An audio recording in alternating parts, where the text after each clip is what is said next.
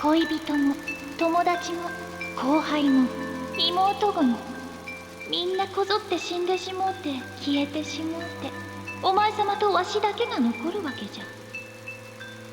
お前様が誰とどんな絆を築こうと時間がその絆を破綻させてしまう。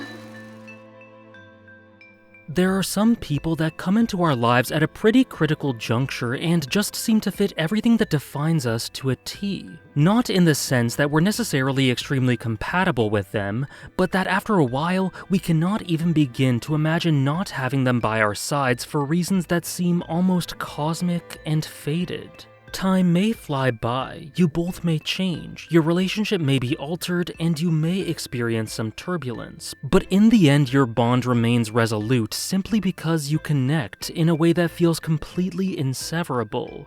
On paper, these people may even be the opposite of what you look for in a friend or partner, but in practice, everything just works and you can't imagine existing without them for how much you benefit each other. You help build each other up and fill a void in one another's lives, regardless of whether either of you realized that that void was there in the first place. And once the ball gets rolling on your relationship, the more and more obvious it becomes that meeting was one of, if not the most important thing that could have ever happened to you.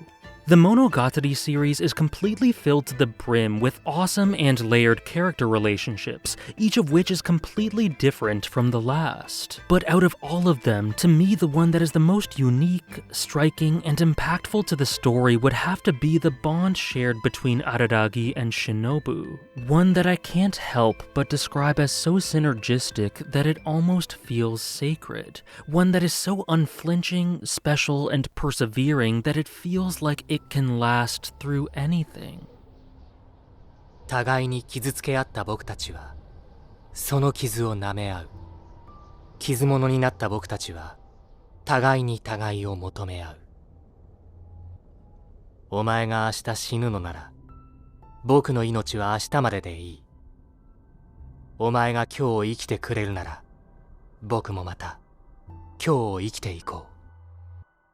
It's difficult to describe the core of why this dynamic is so good and means so much to me, but in taking a crack at it, I'd say that it comes down to an unapologetic and forthright honesty when it comes to the traits of these two characters and how it results in such a flawed yet beautifully balanced, perfectly imperfect partnership that feels eternal. Like the world surrounding them could fade into disrepair and nothingness, and yet the one constant they could count on would be their connection. And not just for logical reasons attached to the pact formed between them. For all intents and purposes, from the outside it would seem that taking into consideration each of their motivations, Araragi and Shinobu would be the worst possible two people to be stuck at the hip, completely bound to one another. But ironically, that, along with the fact that they're kindred spirits when it comes to what they really want out of life, is what makes their dynamic so absolute. We have the obvious parallel in that both are lost souls, awkward and looking for connections. Araragi, while having grown to recoil from others after his harrowing experiences with Sodachi, nonetheless still values them so much that in conjunction with his tendency to self-criticize and dismiss his own worth, when he does connect, he discards his own safety and well-being to try to make the ones he cares for happy, while never really getting to the root of the problem due to not allowing these people to save themselves, at least not initially. And Shinobu's case is even more clear-cut. Isolated for time immemorial, cursed to cause anyone who got close to her to commit suicide, eventually becoming a monstrous vampire, revered as a god, having had to say goodbye to the one connection she had to her first minion Seishiro, and eventually simply having grown exhausted, disheartened, and despaired at having lived for so long in this world that seemed set on isolating her. In recalling this during Shinobu time, she speaks with a sharp tongue and a cheeky wit, but hidden underneath that is a crushing loneliness. She overlays the beautifully presented short story of how she came to Japan with boasting and wisecracks and never entertains any notion of her true yearning. But the visuals we see juxtapose her dismissive tone and show the true picture of a poor woman seemingly destined to be separated from all.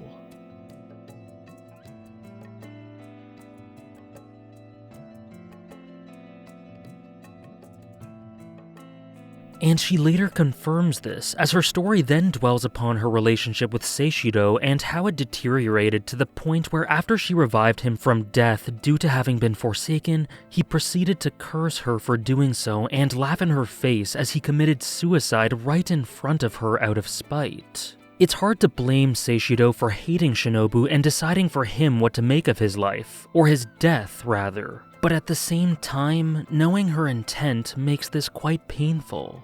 After this, and also partly due to her tendency to draw oddities, disaster, and negative energy wherever she goes, she vows to never take on any partners again, fated to be alone and too scared to reach out due to fear of experiencing and causing pain. And she dooms herself to a life abandoned, until meeting Araragi, of course. She isn't perfect, and she is selfish and tunnel-visioned in doing what she did, but it's hard to not feel sympathy for Shinobu's desolation.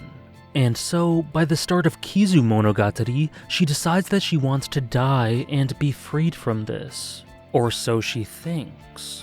She deliberates this and seems set on her decision. But after being torn apart by the three hunters and seeing Araragi in her wake, she's overcome by desperation and this aggravating need to survive.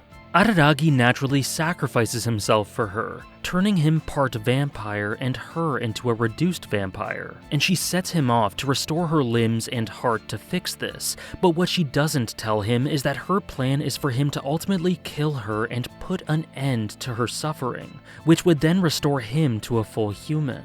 This would both fulfill her wish to cease existing and help out someone that she now has a budding affection for after he sacrificed so much for her. With Araragi being a paradox, simultaneously unwilling yet deeply desiring to get close to others, someone who without doubt would try to save someone even if they didn't want to be saved. Here we have two people full of an indisputable longing for genuine bonds, but whose individual situations make it seem impossible to have that longing fulfilled. Yet due to the other's presence, they are able to find the one connection they need to open the path for further progress. Though of course I would be amiss if I didn't point out Hanekawa's huge role in helping Araragi break out as well. But upon learning about Shinobu's true plan to die and help him retain his humanity, Araragi refuses. He does not have it within him to let someone he cares for die, even if that is what she wants. Selflessly and selfishly, he will not give in. So due to Meme's twisted suggestion, he decides to make a pact to make him and Shinobu a symbiotic pair of sorts, where she is reduced to a comparatively harmless child form and must feed from Araragi to continue to survive. And through this, it is ensured that they will live together and die together. Someone who longed to die, whose life lies in the hands of someone who refuses to let anyone die. It's a partnership engineered for failure and pain, and Shinobu does harbor initial hatred towards Araragi for not letting her life end and leaving her in this pitiful form. This hate is understandably very powerful, which explains her bitterness towards him after this point. But even more powerful is her care for him and appreciation for the sentiment of his actions, even if she doesn't make that very clear. For someone who has been starved of affection, it is impossible to not feel a modicum of gratitude and initially deeply hidden yearning towards the one person to have treated them with respect and humanity. And Araragi, aware of the pain he causes her, is nonetheless resolute in his decision and will accept all the loathing she can muster if it means she stays alive and able to find something in this world. A position he takes multiple times throughout the story in an illustration of his sometimes hypocritical, nearly contradictory altruism. Araragi experiences a ton throughout the story and learns a lot about his own flaws, but his decision here is one that he would never, ever grow to regret. He would not change a thing. 僕は間違えてない。 So his choice binds them to one another, linked by this sacred pact that ensures that neither will live on without the other, in more ways than one. With the two of them sharing souls, lives, and fates forevermore due to their exchange of self-sacrifice for the well-being of the other. And though time passes with hardly a word exchanged between the two thanks to Shinobu leaning on her resentment and stubbornness, when we reach Karen B, she finally opens up again. Speaking from uncomfortable experience with a dead look in her eye, she taunts Araragi about the negatives of the extended lifespan he now likely has, the agony of watching loved ones die over and over in a possible attempt to persuade him to sever the bond and allow him to kill her so he can be human again. But as one would expect, he declines her straight up and never wavers from his original plan and conviction. And almost as if this was a test for Shinobu to fully gauge his commitment to this, she begins properly opening up to and interacting with him from this point on, accepting his rejection to her proposal with a decidedly happy look on her face. お前の出した結論の通りだよ。僕はお前を許さないし、お前は僕を許さない。それだけのことだ。それでもうこの話は終わりなんだよ。続きも何もない。僕たちは死ぬまで生き続けるんだ。まあこんな具合に僕と忍はなし崩し的に和解した。From here, the two continue to slowly grow closer and more comfortable with each other, and by Maoi Jiangshi, we reach a benchmark. Shinobu and Araragi ultimately find themselves in a ruined and lost world after traveling to the past and saving Hajikuji's life to prevent her from becoming an oddity. This completely alters the present into this husk of a world, with the two of them walking these worn and desolate streets being appropriate imagery characteristic of their never-ceasing attachment able to last through time, a great allusion to its eternal nature. Soon enough, they decide to set off some fireworks as a signal to look for any other survivors that they can hopefully join up with. And in one of my favorite scenes, after Araragi expresses that they probably shouldn't expect much, Shinobu touts the value of not giving up hope against the backdrop of these beautiful lights and warmth in the midst of this destroyed world. It all came together for me here. It's a pretty unexceptional line on its own,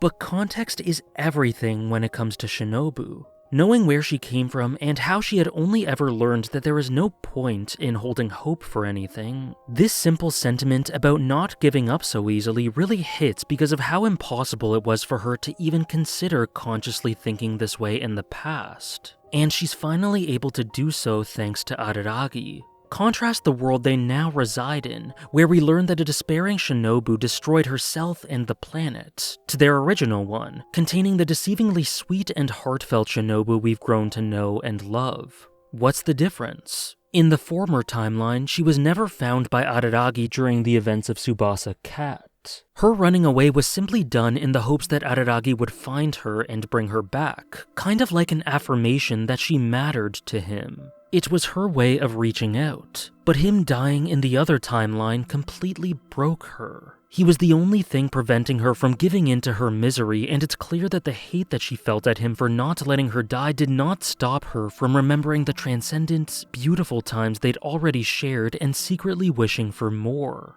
It really puts into perspective how much they've enriched each other's lives in a somewhat twisted but simultaneously lovely way. Araragi's taught her to see something in the world again, to find meaning and light in the future instead of her old ways of grim monotony. Shinobu's been looking for a way to die for what seems like forever, and Araragi's refusal to let her die may have seemed cruel at the time. But this arc really shows why his seemingly hopeless idealism was not wrong. Shinobu acknowledges that, without a doubt, and her despaired alternate self being able to see that there is a route where she is saved in this way is what saves her, in essence. Just knowing that the possibility exists. It's hard to conceptualize how broken beyond repair and starved of love she is, but despite that, all she needs is this glimmer to be satisfied enough to move on. It's desperately sad, but that's what makes it so great that she found Araragi in our route. 過度な期待を持つのは良くないが、かといって過度に悲観的になっては何もできまい。無駄だと思いながら待ち続けるくらいじゃったら、おびき寄せられてのこのこ出てきた生き残りの人間と上手にコミュニケーションを取る方法でも考えておけ。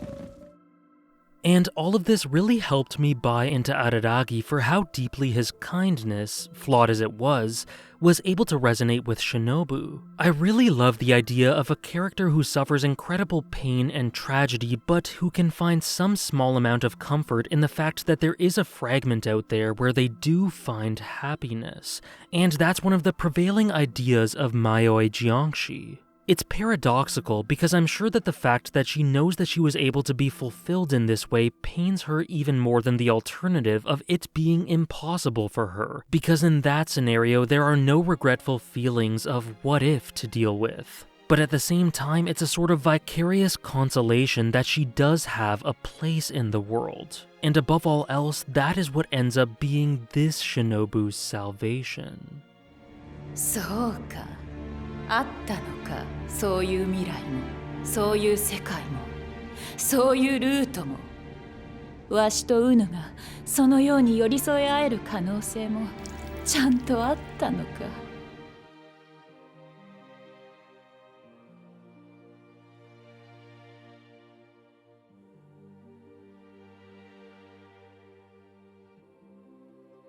Shinobu's cute donut antics are fun, and the way she playfully bounces off and interacts with the likes of Ononoki and Hajikuji throughout the series is definitely very silly, but there has always been an extra layer to those interactions that strikes me as very emotional. Because after all she's been through, how wonderful is it to see her being able to simply goof off and have fun with others in this way. She has been through the pits of hell itself, which no doubt has led to some cutting cynicism and brusqueness in her demeanor, but in spite of that, she has an undeniable innocence that speaks of how important these times really are for her. In her kiss shot form, Shinobu is shown in multiple instances with tears of blood streaming from her eyes, viscerally illustrating the profound anguish, loneliness, and torment she feels, alluding to her past inabilities to simply lead a normal life of value and fulfillment. To say that the contrast is stark between this and her child form that we come to know and love throughout the rest of the series would be the understatement of the century. Yet in my eyes, this doesn't actually infantilize her and make her into a shallower or lesser version of what she is otherwise, but it just allows her to be a bit carefree, to indulge and see the world through a child's eyes to make up for lost time. This poor woman was never given the chance to be a kid, and after the initial maelstrom of her introduction, we see that she's quite a mischievous, sensitive soul fond of adventures and luxuries that loves to be coddled. And Araragi is delighted to be able to help her indulge in lighthearted detours like this for the first time, coming to view providing her with a more productive and happy view of the world as something like his responsibility, which is summed up well after he's given the option to stop shouldering the supposed burden of their bond by Seishiro during Shinobu Mail. An offer that he doesn't hesitate to refuse, of course. This is his role. This is their bond. And it was never once something he ever considered to be a burden. But even if he takes responsibility and would clearly do it all over again, he can't forgive himself for making that initial choice. 誰も幸せにならないし、誰も幸せになれない。僕が吸血鬼であることで、僕が忍と一緒にいることで、みんなに迷惑しかかけられない。誰よりも忍を不幸にしてしまっている。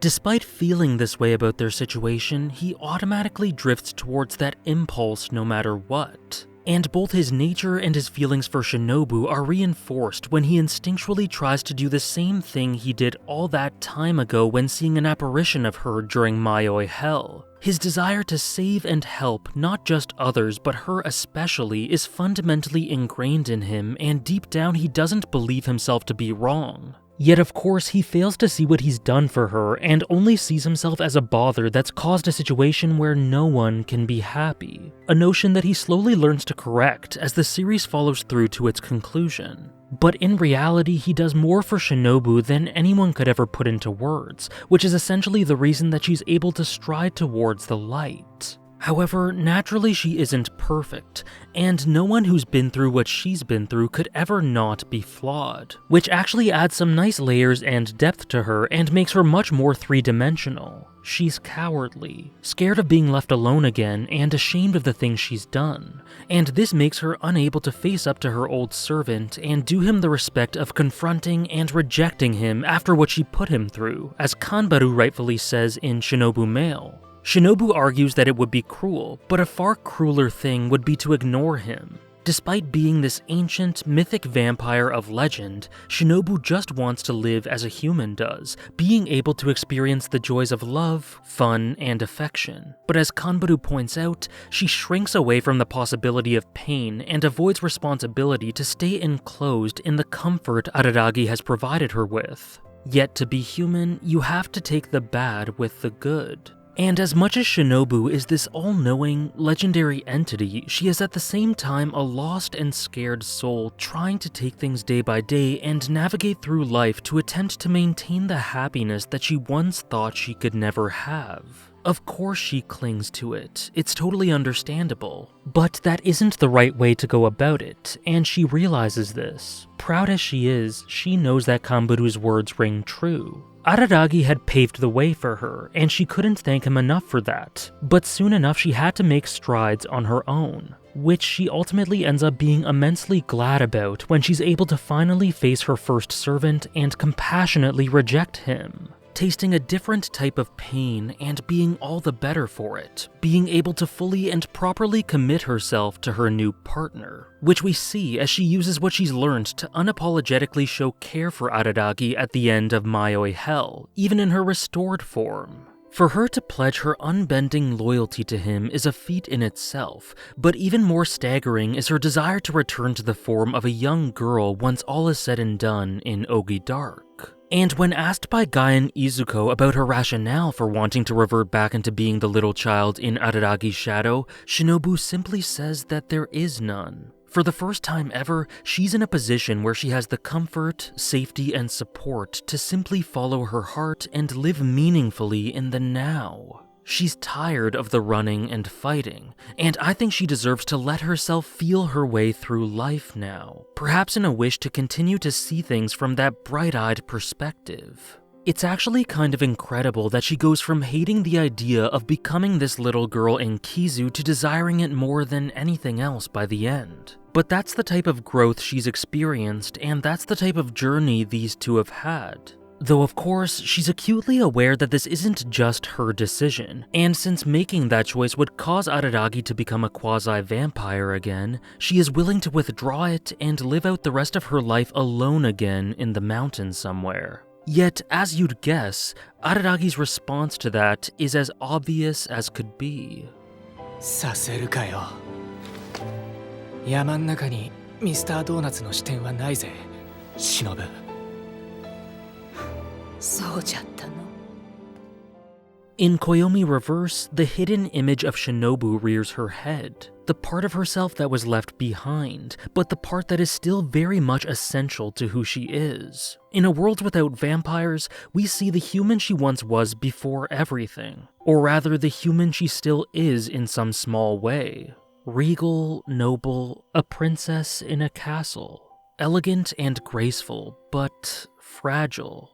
Caged. Not able to talk to people face to face because close proximity to her beauty causes them to desire to end their own lives. This Shinobu is part of our Shinobu's past, and as such, she's still a part of her in the present that she carries. But one thing that she discloses that she's able to comprehend despite not being personally involved is that Araragi did indeed become something that could be referred to as her light in his world. Similar to Mayoi Jiangshi, the image we get of her here reveals quite a lot. An existence of exquisite beauty, yet also one of excruciating sadness and isolation that no person should ever have to bear, in a state hardly passable as living. It's extremely saddening to me, and it helps illustrate the take-home point here. We are constantly shown or given reason to ponder alternate versions of Shinobu past and present whom had or had not been properly saved by Araragi, and what is made clear time and time again is that ours is without doubt the best timeline for her. This all shows her immense growth over the time span of the story, and it's all thanks to Araragi. But what's also incredibly important is that this wouldn't have come to fruition and she wouldn't have formed this connection with him if she had completely given up. She very nearly did, in multiple manners, giving up on living, giving up on connection and bonds, whatever.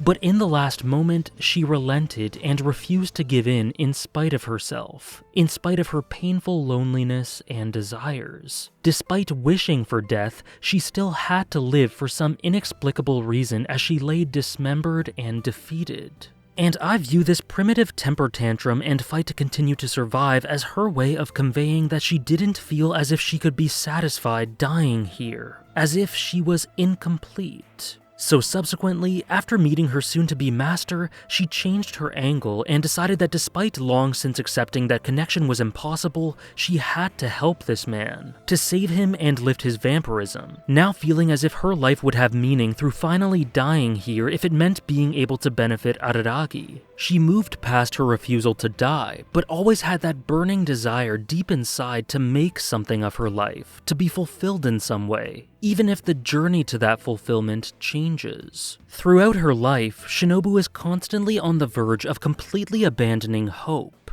Yet deep, deep inside of her, the tiniest fraction of her heart refused to give up searching for a happy life. And at almost every turn, this hope burned her from within as the world seemed to never want to grant her a reprieve from her isolation and misery. She was essentially at the end of her rope in Koyomi Vamp, with the final embers fading away, and through Mayoi Jiangshi we see that this very much ends up being the case, as after being separated from Araragi, soon after she does what she had never done before and completely gives up, showing that there is indeed a limit to this hope. But luckily, those final embers are all Araragi needed to show her a new world, and provide her with a flawed yet sincere bond that would end up saving the both of them. It was far from the most optimal and painless way to go about it, and it's doubtful that anyone but Araragi would have made all the decisions leading to this. But perhaps that in itself is the reason that it worked, with one genuine, instinctual act of self being the tether that bound these two together in perpetuity through a relationship defined by mutual happiness. Many thanks for watching. お前が明日死ぬのなら僕の命は明日まででいい。お前が今日生きてくれるなら僕もまた今日生きていこお前様が明後日死ぬのならわしはしあさってまで生きて誰かにお前様の話をしよう。我が主様の話を誇らしく語って聞かせよう。